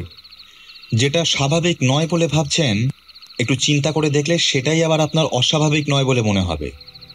খুনের অপরাধ নিয়ে কেউ যদি চুপি চুপি পুরী ত্যাগ করতে চায়, তাহলে ট্রেন ও ট্যাক্সির চেয়ে বুদ্ধিমান হলে গরুর গাড়ির সাহায্যই সে নেবে।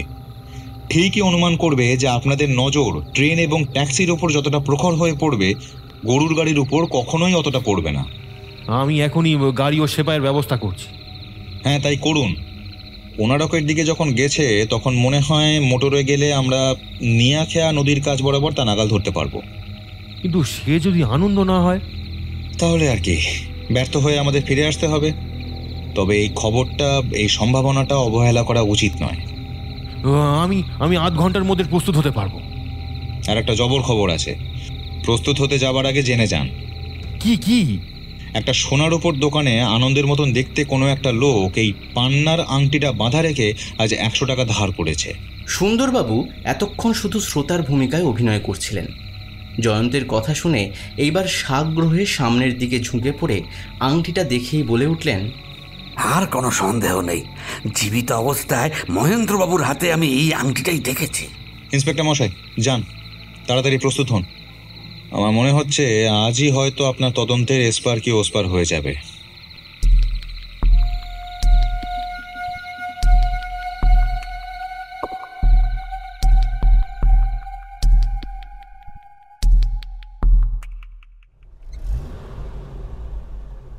পুরীর নোংরা শহরতলির ধুমধুলোর ধূসরিমা ছাড়িয়ে পুলিশের বড় জিপগাড়িখানা যখন বাইরে গিয়ে পড়ল, তখন নির্মেঘ নীল আকাশে প্রতিপদের প্রায় পূর্ণ চাঁদ। বাতাসের কণ্ঠে অবিশ্রাম সঙ্গীত, দিকবিদিকে ছড়িয়ে পড়েছে যেন এক অনাহত উদারতা। ধুধু মরুভূমির মতন নিরালায় নিষুপ্ত চাঁদের আলো এবং বহুদূর থেকে ভেসে ভেসে আসছে চিরজাগ্রত সাগরের অস্পষ্ট বাণী। পুলিশের চোখ আর মন হয়তো প্রকৃতির মধুর রস থেকে বঞ্চিত, তাই তারা সাধারণ কথা নিয়ে মশগুল হয়ে রইল।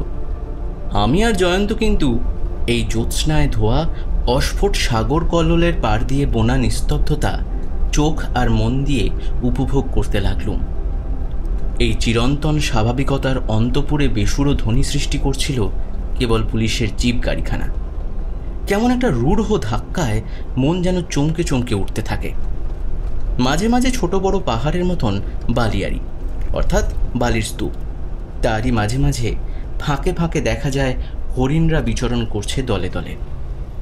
ঝিমিয়ে পড়া সুন্দরবাবুকে চাঙ্গা করবার জন্য জয়ন্ত বলে উঠল, ও দাদা, আপনি তো মরুভূমি দেখেননি। একবার ভালো করে চোখ চেয়ে দেখুন, এটা হচ্ছে মরুভূমি বা তার ক্ষুদ্রতর সংস্করণ। সুন্দরবাবু মরুবালুকারও চেয়ে শুষ্ক কণ্ঠে বললেন, আমি মরুভূমি দেখতে চাই না, কালকেই কলকাতায় লম্বা দিতে চাই। কেন দাদা, কেন? এই কি অবসর যাপন না বায়ু সেবন, না জোর করে খুন খারাপির মধ্যে আকর্ষণ এবং আমার মুন্ডুচ্ছেদন? সে কি দাদা, কার এত স্পর্ধা যে আপনার মুন্ডুচ্ছেদন করবে? আমি দৃঢ় কণ্ঠে ভবিষ্যৎবাণী করছি, নিজের মুন্ডু কাঁধের উপরে যথাস্থানে নিয়ে যথাসময়ে আপনি পরমানন্দে কলকাতায় প্রত্যাবর্তন করতে পারবেন। কেননা প্রথমত আপনার এই সটাক মুন্ডুটি হচ্ছে অকাট্য, আর দ্বিতীয়ত আমাদের পূজনীয়া বৌদিদি ঠাকুরানী নিত্য মা কালীর উদ্দেশ্যে জোড়া পাঁঠা মানত করেন ওই অদ্বিতীয় টেকো মুন্ডুটিকে অখণ্ডনীয় রাখবার জন্যে। মানিক, তুমি বিলক্ষণ জানো তোমার কথা আমার এখন একটু ভালো লাগছে না, তাই চুপ করো। খালি আমি নয়, আর সকলেও একেবারে চুপচাপ হয়ে গেল। দুই দিকে দূর বিস্তৃত বালুকা শয্যার মাঝখানে একটা ঘুমন্ত ছোট পথের রেখা। গাড়ি ছুটতে লাগলো তারই উপর দিয়ে। আচম্বিতে ইন্সপেক্টর বলে উঠলেন, দূরে পথের উপরেই একখানা গরুর গাড়ি দাঁড়িয়ে আছে না? জয়ন্ত গরু গাড়িটা লক্ষ্য করেছে। সবাই হুঁশিয়ার। ধবধবে জ্যোৎস্নায় বেশ দেখা যাচ্ছিল একখানা ছই দিয়ে ঢাকা গরুর গাড়ি নিশ্চল হয়ে দাঁড়িয়ে আছে পথের উপরে। গাড়ির ওপাশে আরও দেখা যাচ্ছিল চন্দ্রকিরণের রূপালী পালিশ মেখে নেয়াখেয়া নদীর জল রত্নধারার মতন চকমক করছে। এই খোলা জায়গায় স্তব্ধ রাতে আমাদের মোটরের শব্দ নদীর ধার থেকে নিশ্চয়ই শোনা যাচ্ছে। ওইখানা যদি আনন্দের গাড়ি হয় তবে সেটা স্থির হয়ে দাঁড়িয়ে কেন? আনন্দ কি শেষটা মরিয়া হয়ে এইখানে দাঁড়িয়ে আমাদের সঙ্গে সম্মুখ যুদ্ধ করতে চায় নাকি? সুন্দরবাবু একটু নড়ে চড়ে বসে খালি বললেন, ব্যাপারটা একটু অন্যরকম আন্দাজ করা যাচ্ছে। সাধারণত নেওয়াখেয়া নদীতে অল্প জল থাকে, তখন গরুর গাড়ি আরোহী নিয়েই অনায়াসে নদী পার হয়ে যায়। কিন্তু কাল গিয়েছে তুমুল ঝড় বৃষ্টির রাত্রি, ফলে অগভীর শীর্ণ নদী আজ এখনো ফুলে ফেপে রয়েছে। পার হতে গেলে গরুর গাড়ি জলের তলায় ডুবে যাবে, তাই তার গতি হয়েছে রুদ্ধ। জয়ন্ত, আনন্দ বেটা রিভলভার বাগিয়ে ছইয়ের কোনো ছেঁদা দিয়ে আমাদের দিকে লক্ষ্য স্থির করছে না তো? ইন্সপেক্টর মশাই, আমাদের জিপ এখন গরুর গাড়ির যথেষ্ট কাছে এসে পড়েছে, আর এগিয়ে কাজ নেই। গোমার তোমাকে সাহস বলে ভাবলে মস্ত বড় ভুল করা হবে। জিপ দাঁড়িয়ে পড়ল। জয়ন্ত চেঁচিয়ে ডাকল, গাড়োয়ান, এই গাড়োয়ান! গরুর গাড়ি থেকে সাড়া পাওয়া গেল। হুজুর! ভাড়া যাবে? না হুজুর, সাওয়ারি আছে। কোথায়? তিনি তো হরিণ শিকারে গেছেন। গাড়িতে কেউ নেই? না হুজুর। আমরা পুলিশ, তুমি এখানে এসো। গাড়োয়ান গাড়ি থেকে নেমে জোর হাতে ভয়ে ভয়ে জিপের পাশে এসে দাঁড়িয়ে বলল, পুলিশ? পুলিশ কেন হুজুর?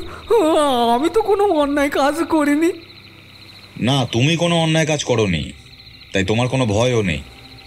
এখন বলো দেখি, তোমার সাওয়ারিকে তুমি কোথায় নিয়ে যাচ্ছিলে? কোনারকের মন্দিরে। তারপর? কিন্তু নদীতে এত জল যে পার হবার উপায় নাই। কাল সকাল পর্যন্ত অপেক্ষা করে তবে অন্য কোনো উপায় দেখতে হবে। তোমার সাওয়ারি কি বাঙালি? হ্যাঁ হুজুর। তাকে দেখতে কেমন? রং কালো, রোগা, বেটে, বয়স বেশি নয়। গোঁফ আর মাথার চুল পাকা? না হুজুর, ঠিক উল্টো, কালো কুসকুসে। হঠাৎ যে তিনি হরিণ শিকারে গেলেন, তো তার সঙ্গে কি বন্দুক ছিল? না হুজুর, কি দিয়ে শিকার করবেন কে জানে।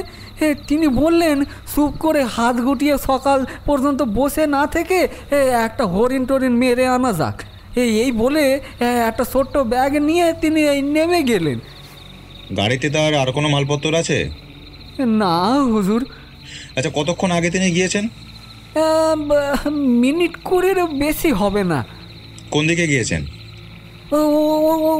ওই দিকে যাচ্ছিলেন, তারপর ওই বালিয়াড়ির আড়াল থেকে পড়ে গেল, তাকে আর দেখতে পাচ্ছি না। গাড়ি থেকে নেমে পড়ে ইন্সপেক্টরের দিকে তাকিয়ে জয়ন্ত বলল, একটু তফাতে আসুন, জরুরি পরামর্শ দরকার। তারপর আমাকেও ইশারা করলো। আমি সঙ্গে যেতে যেতে বললুম, তুমি সুন্দরবাবুকে ডাকলে না? তিনি কিন্তু ভীষণ অভিমান করবেন। অভিমান করবেন না হে, বরং খুশি হবেন। আর তাছাড়া তার ভাবভঙ্গি যেরকম গুরুগম্ভীর হয়ে উঠছে, ডাকতে গেলে মুখঝামটাই খেতে হবে। আর সব সময় সেটা আমার বরদাস্ত নাও হতে পারে। আজকের অ্যাডভেঞ্চার থেকে সুন্দরবাবুকে বাদ দিলেই সেটা বুদ্ধিমানের কাজ হবে। কেন মশাই, উনি ভয় পেয়েছেন নাকি? ভয়? মোটেই নয়, মোটেই নয়। সুন্দরবাবু এমনিতে ভীরু নন। আমি সচক্ষে বারবার ওকে সাক্ষাৎ মৃত্যুর মুখে ছুটে গিয়ে দাঁড়াতে দেখেছি। তবে সময় সময় তিনি অতিরিক্ত সাবধানে হয়ে ওঠেন বটে। আর বর্তমান ক্ষেত্রে উনি একটু বেশিই ক্ষেপে রয়েছেন। পরের ঝঞ্ঝাট নিজেদের ঘাড়ে নিয়ে আমরা ওর ছুটির আরামখানা মাটি করে দিচ্ছি বলে। ও, আপনি কি পরামর্শের কথা বলছিলেন? হ্যাঁ, শুনুন। তারপর জয়ন্তের সঙ্গে ইন্সপেক্টরের যে পরামর্শ হলো, এখানে তাদের কথাবার্তার প্রকাশ না করে পরের ঘটনাবলীর দ্বারাই প্রকাশ হওয়া ভালো। আমি সুন্দরবাবুর কাছে গিয়ে বললুম, দাদা বলছি, এবারে আমি কিন্তু ফাজলামি করছি না, গম্ভীরভাবেই কথা বলছি। এখনই না অশান্তিকর কাণ্ড কারখানা ঘটতে পারে। আপনাকে আর তার ভেতরে এই অকারণে টেনে নিয়ে যেতে চাই না। আপনি এক কাজ করুন, বরং নিশ্চিন্তে গাড়িতে বসেই বিশ্রাম করুন। উত্তরে হ্যাঁ কি না কোনো জবাবই পাওয়া গেল না সুন্দরবাবুর কাছ থেকে। ওদিকে পরামর্শ মতো ইন্সপেক্টর হুকুম দিলেন, এসব আইরা এগিয়ে চলো। আগে ইন্সপেক্টর, তারপর 4 জন বন্দুকধারী পুলিশ এবং সকলকার পিছনে যতটা সম্ভব গা ঢাকা দিয়ে গুটিসুটি মেরে এগোচ্ছিলাম জয়ন্ত আর আমি। নিচের দিকে অঙ্গুলি নির্দেশ করে হঠাৎ জয়ন্ত বলল, এখানেও পদচিহ্নের উপাখ্যান লেখা রয়েছে। দেখো মানিক, দেখো, একজোড়া পদচিহ্ন বালির উপর দিয়ে সোজা চলে গিয়েছে ওই বালিয়াড়ির দিকে। সুতরাং কোন দিকে যেতে হবে তা নিয়ে আমাদের আর মাথা ঘামাতে হবে না। তারপর ধীরে ধীরে ওইভাবেই অগ্রসর হয়ে চললুম আমরা মরু বালুকার উপর দিয়ে। আমাদের লক্ষ্য দূরের ওই বালিয়াড়ি। অখণ্ড স্তব্ধতাকে যেন জাগাবার চেষ্টা করছে অশ্রান্ত ঝিল্লি ঝঙ্কার। চাঁদ যেন আকাশে উঠে অবাক হয়ে নিরীক্ষণ করছে আমাদের এই নৈশ অভিযান। বাতাস যেন হাঁপাতে হাঁপাতে হু হু করে ছুটে আসছে শেষ পর্যন্ত ব্যাপারটা কোথায় গিয়ে দাঁড়ায় তাই দেখবার জন্যে। এদিকে আনন্দের পাত্তা নেই। সে কি এখান থেকে আরও অনেক দূরে এগিয়ে অন্য কোনো দিকে চলে গিয়েছে, নাকি ওই বালিয়াড়ির পিছনে কোথাও ঘাপটে মেরে শিকারী বাঘের মতন আমাদের কার্যকলাপ সমস্ত কিছু লক্ষ্য করছে? হাতে হয়তো তার উদ্যত রয়েছে ম্যাগনাম রিভলভার। জয়ন্তর বিশ্বাস সে বেশি দূর যায়নি, আর আমারও তাই। ইন্সপেক্টর চুপচাপ। সুদূর থেকে সমুদ্রের গম্ভীর নির্ঘোষ শুনছি, আবার অদূর থেকে নেয়াখেয়া নদীর মৃদু মৃদু কলতানো কানে আসছে। একই সঙ্গে যেন চলছে ধ্রুপদ ও ঠুংরি গানের সাধনা। দেখতে দেখতে একেবারে বালিয়াড়ির কাছে এসে পড়লুম। মানে টুক করে বালিয়াড়ির ছায়ায় সরে এসো। এখানে ছোট ছোট 4-5টা বালির ঢিপি রয়েছে, লুকিয়ে থাকতে অসুবিধা হবে না। একে চাঁদের কিরণকে বাধা দিয়ে মস্ত বড় ছায়ার অস্পষ্টতা রচনা করেছে প্রকাণ্ড সেই বালিয়াড়ি। তার উপরে ছোট ছোট বালির ঢিবির পিছনে আশ্রয় নিয়ে আমরা দুজন একেবারেই অদৃশ্য হয়ে গেলাম। লুকোবার আগে জয়ন্ত সেপাইদের কাছ থেকে একটা বন্দুক ও গোটা কয়েক কার্তুজ চেয়ে নিয়েছিল। ইন্সপেক্টর হঠাৎ চলতে চলতে থমকে দাঁড়িয়ে পড়লেন। তারপর উচ্চস্বরে চিৎকার করে সঙ্গের সেপাইদের বললেন, আজ আমি চুলো যাক, বেটা কোন দিকে কদ্দূর ভেগেছে কে জানে। আমরা তো আর সারা ছুটোছুটি করে মরতে পারি না। তার চেয়ে আজ ফিরে চলো, কাল আবার চেষ্টা করে দেখা যাবে। সেপাইরা সবাই একসঙ্গে আবার যেদিক থেকে এসেছিল সেই দিকে প্রত্যাগমন করতে লাগলো, আর তাদের পিছু পিছু যেতে লাগলেন ইন্সপেক্টর। বালিয়াড়ির ছায়ায় ঢিবির আড়ালে রয়ে গেলুম শুধু জয়ন্ত আর আমি। বেশ খানিকক্ষণ কাটল। তারপর শোনা গেল পুলিশের জিপ গাড়িখানার দ্রুত ধাবন ধ্বনি। আমাদের চোখের সামনেই গাড়িখানা ক্রমশ একটি কৃষ্ণ বিন্দুতে পরিণত হয়ে তারপর চন্দ্রিকা ধৌত রূপলি রাত্রির মধ্যে হারিয়ে গেল কোথায়। আমার অনুমান যদি সঠিক হয়, তাহলে এইবারে শ্রীমান আনন্দ আমাদের সামনে সশরীরে আবির্ভূত হয়ে আমাদের আনন্দ বর্ধন করবে। তার কথা শেষ হওয়ার সঙ্গে সঙ্গেই বালিয়াড়ির অন্তরাল থেকে আবির্ভূত হলো যেন এক অবাস্তব ছায়ামূর্তি। সেইখানেই দাঁড়িয়ে সে এদিক ওদিক চতুর্দিকে দৃষ্টি সঞ্চালন করতে লাগলো।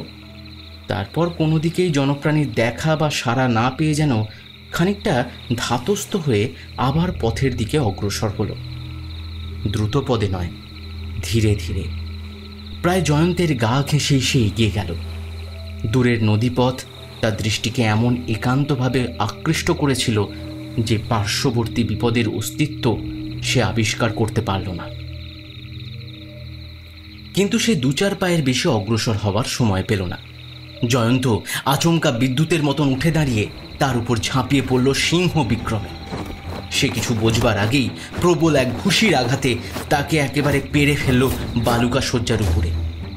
পর মুহূর্তে নিজেকে সামলে নিয়ে সে আবার পায়ে ভর দিয়ে উঠে দাঁড়াবার চেষ্টা করতেই জয়ন্ত তার গলা 2 হাতে চেপে ধরে তাকে এক টানে সশরীরে শূন্যে তুলে ধরে বারংবার প্রচণ্ড ঝাঁকানি দিতে লাগলো।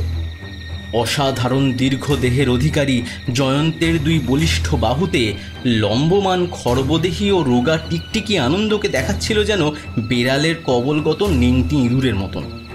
জয়ন্ত ঝাঁকানি দিতে দিতে গর্জন করে বলল, রাস্কেল, এই শিশুর মতন দুর্বল দেহ নিয়ে তুই মানুষ খুনার রাহাজানি করতে চাস? ছেড়ে দিন, ছেড়ে দিন, নইলে এক্ষুনি মরে যাব। না না না না না, আমি তোকে মারবো না, তুই মরবি ফাঁসি কাটে ঝুলে। মানে এ 2 হাতে হাত করা পরিয়ে দাও তো, তারপরে পরনের কাপড়টাকে হাতখানা ছিঁড়ে নিয়ে পা দুটো শক্ত করে বেঁধে ফেলো। পা বাঁধা আসামি বালির উপরে চিৎপাত হয়ে পড়ল। আপনারা আমার উপর এরকম অত্যাচার করছেন কেন? আমি তো কিছুই বুঝতে পারছি না। সে কথার কোনো জবাব না দিয়ে জয়ন্ত হেঁট হয়ে তার হাত থেকে ছিটকে পড়া 2টো জিনিস মাটি থেকে তুলে নিল। একটা হচ্ছে ছোট একটি সুটকেস এবং আর একটা হচ্ছে বৃহৎ এক রিভলভার। জয়ন্ত বলল, মানে এই দেখো সেই বিখ্যাত ম্যাগনাম রিভলভার। আসামে এই সাংঘাতিক অস্ত্র দিয়েই মহেন্দ্রবাবুকে খুন করেছিল। রিভলভারটা হাতে নিয়ে পরীক্ষা করে দেখলুম। আকারে বড় ও নলচেটা একটু বেশি মোটা। চোখে দেখে ওপর থেকে এর চেয়ে বেশি কোনো বিশেষত্ব এবং ভীষণত্ব আবিষ্কার করতে পারলুম না। ওই বাপু আনন্দ, এই রিভলভার দিয়ে তুমি আর কতগুলো মানুষকে জমের বাড়ি পাঠিয়েছো? আমি কাউকে জমের বাড়ি পাঠিয়ে দিইনি। বেশ বেশ, সেটা কাল বোঝা যাবে। আজকে রাত হয়ে গিয়েছে। দেখছো মানিক, আমার প্ল্যান পুরো সফল হয়েছে। এই নেংটি ইঁদুরটাকে ধরতে গিয়ে আর রক্তপাত করতে হলো না। ওদিকে উৎকল পুলিশের সুন্দরবাবু আমাদের শুভাশুভের জন্য দুশ্চিন্তাগ্রস্ত হয়ে আছেন। তুমি একটা কাজ করো, 3 বার বন্দুক ছুঁড়ে সংকেত ধ্বনি করো। এখনই সবাই এবার আত্মপ্রকাশ করবেন। আমি বন্দুকের ঘোড়া টিপলুম। 1 বার, 2 বার, 3 বার। গুরুম গুরুম গুরুম আওয়াজে রাতের আকাশ ধ্বনিত ও প্রতিধ্বনিত হয়ে উঠল। তারপরই দূরে একটা আওয়াজ শোনা গেল, জিপ গাড়ির বেগে ছুটে আসার শব্দ। গাড়িখানা চোখের আড়ালে গিয়ে এতক্ষণ এই সংকেত ধ্বনির জন্যই অপেক্ষা করছিল। বলা বাহুল্য, এই সবই জয়ন্তীর নির্দেশ। পরে পরে যা ঘটবে আগে থাকতেই সে আন্দাজ করে রেখেছিল। কিছু মাত্র রক্তপাত হলো না। ম্যাগনাম রিভলভার তার মারাত্মক ধমক দেওয়ার সুযোগ থেকে একেবারেই বঞ্চিত হলো এবং অপরাধী পড়ল পুলিশের গড়া লৌহ বলয়।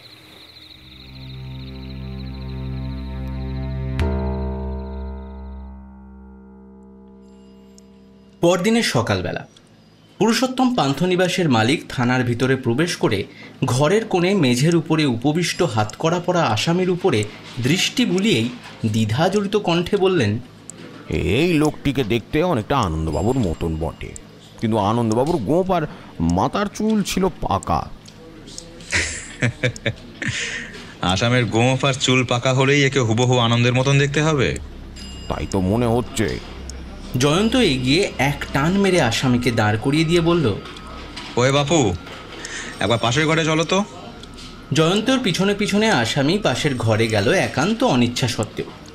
কিছুক্ষণ পরে তারা আবার যখন ফিরে এলো তখন আসামির গোঁফ ও মাথার চুল রীতিমতো পাকা।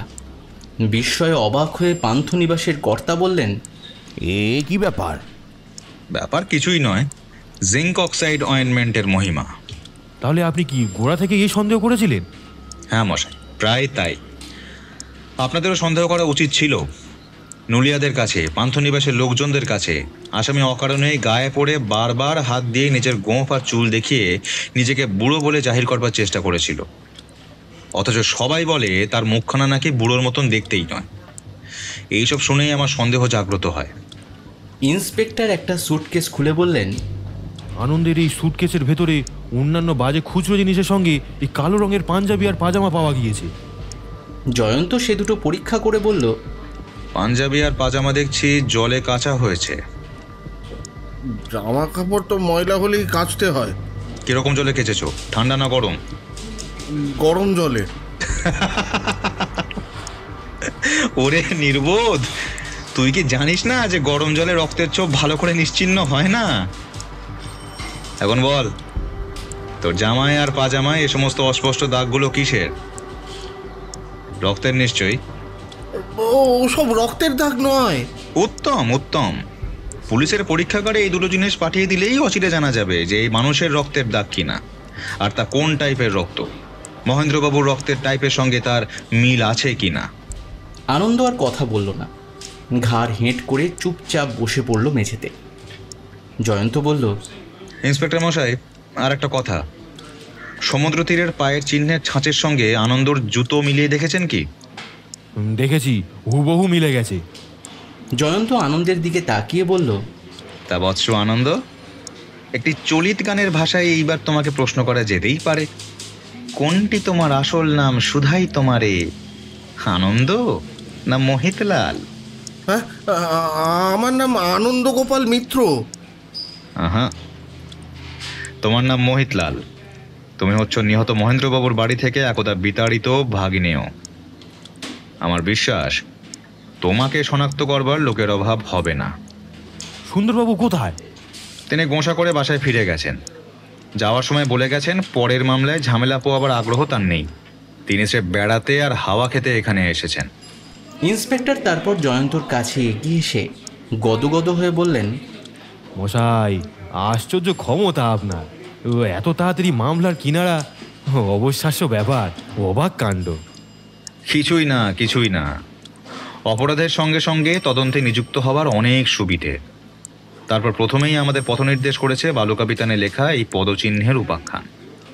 এসো মানিক, এখনো আমাদের প্রভাতী বায়ু সেবনে যথেষ্ট সময় আছে। নমস্কার মশাই, নমস্কার।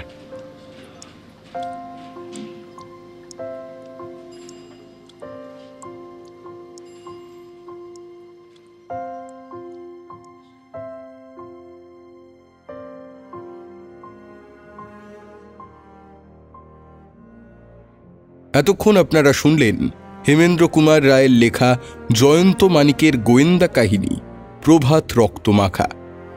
কেমন লাগলো আজকের গল্প? অবশ্যই কমেন্ট করে জানান, এবং ভালো লেগে থাকলে নিজের বন্ধু বান্ধবদের সঙ্গেও ভাগ করে নিন। ধন্যবাদ এতক্ষণ আমাদের সঙ্গে থাকার জন্য। আজকে আমাদের সঙ্গে ছিলেন বং স্টোরি সার্কেল থেকে শুভদীপ নাথ, মৌলিকি মিডিয়া থেকে দীপম, এখন গল্প থেকে সুমন, রোমাঞ্চ বাংলা থেকে সৌরভ সাহা এবং সাহিত্য সমাহার থেকে আমি আকাশ। আজকের গল্পটির প্রচ্ছদ অলঙ্করণে ছিলেন সৌম্যদীপ গুঁই, শব্দ সংযোজনে প্রিয়াঙ্কা কুণ্ডু, সমগ্র পরিচালনা ও আবহ পরিকল্পনায় শুভজিৎ বটব্যাল। তাহলে আজকের মতো ধন্যবাদ। দেখা হচ্ছে পরবর্তী গল্পে। সবাই ভালো থাকুন, ভালোবাসায় থাকুন। ধন্যবাদ। শুভরাত্রি।